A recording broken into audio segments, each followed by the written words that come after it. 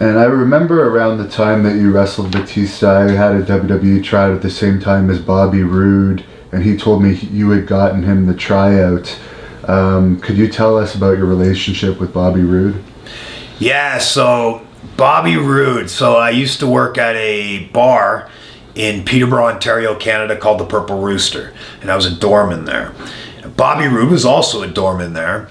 Now, when I left, and that's how I knew Bobby, we worked together quite a bit, for quite a while, actually. When I left Canada and started wrestling full-time, went to England, then it was Arkansas, then it was Puerto Rico, so I was gone for a lot of years. When Shane and I, Shane Sewell, who's my tag partner in Puerto Rico, decided to take a summer off and come back to Canada and get our feet wet in promoting. We had never promoted wrestling shows before, so we decided we were going to try and promote a show up in Bancroft, Ontario, Canada. One of the things we needed was security. So I reached out to Bobby Roode, who I hadn't talked to in a few years at that point. And I said, "Hey, Bobby, are you still working at the bars?" He says, "Yes." I said, "Hey, do you want to get some doormen together and come up and do security at my wrestling show?" And he was like, "Yeah, I can get that done for you." So Bobby kind of became the head security guy for my wrestling show in Bancroft, Ontario, Canada. And we did the wrestling show, and right afterwards, Bobby came up to me and he says, "Hey man, can you teach me how to do this?" And I said, "Well, I'm going to be here for the summer before I got to head back to Puerto Rico, so I'll set the ring up at my dad's house in his backyard, and we'll train you there." And so Bobby came up to my dad's house, and I started training him in the ring there.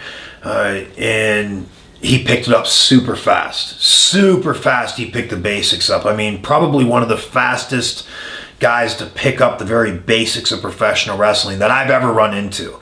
I mean, flat back bumps, the very first time he did it, boom, and he just did it again and again and again. And it was just, picked it up faster than anybody I've ever seen pick it up.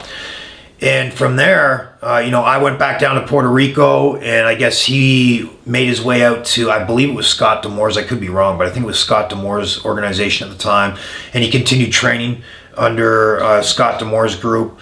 And then at that point in time, Shane had spoken with Carlos Colon down in Puerto Rico, and had got him shot down in Puerto Rico as well. And from there, he just started working and taking off. And he was just one of those guys that he saw wrestling what it was, and he was already somewhat of a gymnast anyway, so doing athletic things was just natural to him. And he picked it up super fast, and he had a passion for it, still has a passion for the business today. And to see him become a huge star in TNA, and now has moved over into WWE, and keep our fingers crossed that they send him to the moon in WWE. He's definitely got the talent and the skills to make that happen. So just keeping my eyes open and seeing what the company does with him.